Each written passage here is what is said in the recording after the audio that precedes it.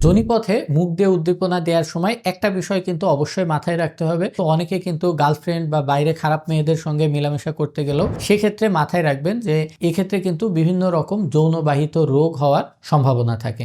নারীদের গোপনাঙ্গে মুখ দিয়ে উদ্দীপনা দিলে তারা কি দ্রুত অর্গাজমে পৌঁছায় কিনা, নাকি এটা শুধুমাত্র একটা গুজব এবং ভুল ধারণা। আজকে কোনো রকম গুজবের ভেতরে আমরা কান দিব না। মেডিকেল সায়েন্স কি বলে এবং গবেষণা কি বলে সেই বিষয় নিয়ে বিস্তারিত আমরা জানবো। আমি ডাক্তার আসিফ আনোয়ার যৌন স্বাস্থ্য নিয়ে কিন্তু নিয়মিত ভিডিও দিয়ে থাকছি এবং বার্ধক্যের সুস্থতা নিয়েও কিন্তু আমি আলোচনা করছি। তো আমার এই চ্যানেলে যদি আপনারা যুক্ত থাকেন এবং সাবস্ক্রাইব করে রাখেন তাহলে কিন্তু এই জাতীয় বিভিন্ন রকম বিজ্ঞানসম্মত এবং গবেষণালব্ধ ইনফরমেশন আপনারা জানতে পারবেন। এবং একটা বিষয় ক্লিয়ার করে রাখা দরকার, কোনো রকম ধর্মীয় অনুভূতির ভেতরে আঘাত এনে কিন্তু এই ভিডিওটা করা নয়, বরঞ্চ সঠিক যৌন স্বাস্থ্য এবং বিজ্ঞান কি বলে সেই বিষয়ে পরিষ্কার ধারণা তৈরির জন্যই ভিডিওটি করা। সব নারীর শরীর কিন্তু একরকম নয়, এই জিনিসটা প্রথমে আমাদেরকে বুঝতে হবে। বিভিন্ন মানুষ ভেদে বিভিন্ন জনের পছন্দ এবং ভালো লাগা কিন্তু আলাদা হয়।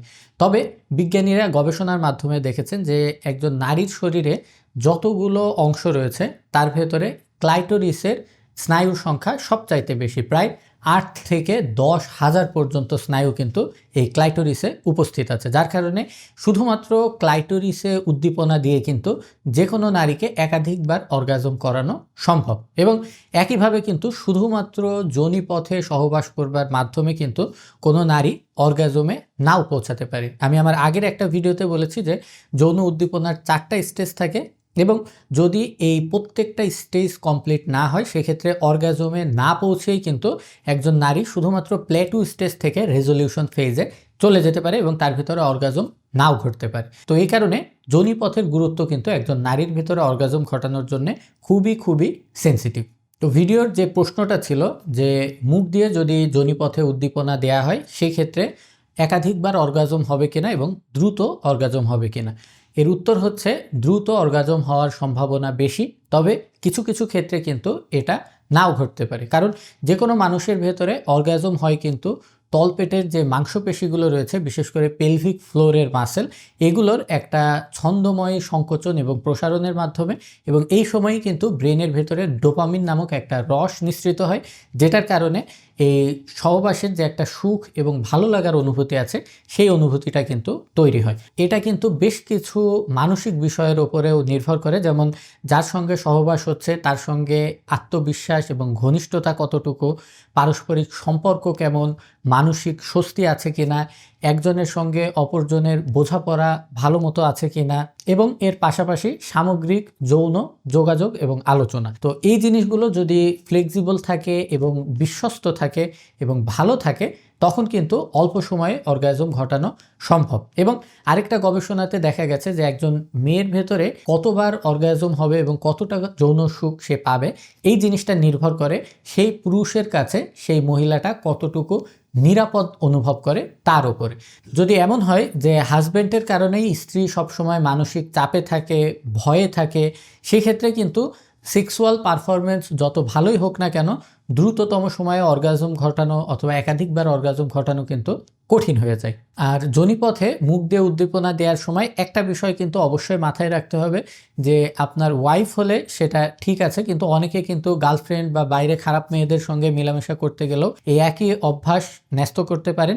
সেক্ষেত্রে মাথায় রাখবেন যে এক্ষেত্রে কিন্তু বিভিন্ন রকম যৌনবাহিত রোগ হওয়ার সম্ভাবনা থাকে, বিশেষ করে gonorrhoea, syphilis, herpes, HIV, human papilloma virus এবং ক্ল্যামাইডিয়ার মতন জটিল রোগও কিন্তু এইভাবে সংক্রামিত হতে পারে। এই কারণে এই বিষয়গুলোও কিন্তু মাথায় রাখবেন। তো সর্বোপরি বিভিন্ন রকম আন্তর্জাতিক গবেষণাতে দেখা গেছে এই অর্গাজমটা কিন্তু আসলে শুধুমাত্র শারীরিক বিষয় নয়, এর সঙ্গে মনের মিল থাকাটাও জরুরি। তো এই কারণে আপনি শুধুমাত্র যদি শারীরিক বিষয়ে শক্তি প্রয়োগ করেন এবং চেষ্টা করেন কিন্তু মনের সম্পর্ক যদি উন্নত না করেন সেক্ষেত্রে কিন্তু কখনোই আপনি নিজেও ভালো পারফর্ম করতে পারবেন না এবং যার সঙ্গে আপনি আছেন তাকেও কিন্তু আপনি পরিপূর্ণ সুখ দিতে পারবেন না। মনে রাখবেন, যৌন সম্পর্ককে দ্রুত ভালো করবার জন্যে এবং ইনস্ট্যান্ট একটা ইফেক্ট পাওয়ার জন্যে কোনো কিন্তু ম্যাজিক টেকনিক নেই। এটা একটা দীর্ঘদিনের প্রসেস। আপনার চেষ্টা, আপনার গুরুত্ব, আপনার একাগ্রতা, এটা কতটুকু আছে সেটা যদি আপনার পার্টনার বুঝতে পারে, তখনই কিন্তু সে তার শরীরকে আপনার সামনে খোলামেলাভাবে ধরতে সম্মতি হবে এবং তখনই শুধুমাত্র কিন্তু একজন হাজব্যান্ড এবং একজন ওয়াইফ তাদের যৌন জীবনকে নতুনভাবে আবিষ্কার করতে পারবে। এ কারণে নিজেদের ভেতরে খোলামেলা আলোচনার একটা পরিবেশ তৈরি করুন। নিজেদের ভেতরে সুখ, শান্তি এবং একজন অপরজনকে দোষ ধরা বা একজন অপরজনের প্রতি প্রজেকশন করা, এই জিনিসগুলো থেকে যদি আপনারা বেরিয়ে আসতে পারেন, তখনই কিন্তু আপনাদের মানসিক, আত্মিক এবং শারীরিক এই ৩টা সম্পর্কের একটা সম্মিলিত শান্তি বজায় থাকবে।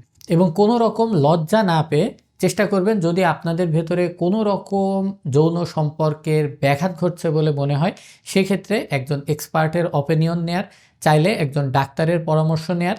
এবং যদি আজকের ভিডিওটি ভালো লেগে থাকে তাহলে অবশ্যই কিন্তু এটাকে লাইক, কমেন্ট এবং শেয়ার করতে ভুলবেন না। আল্লাহ হাফেজ।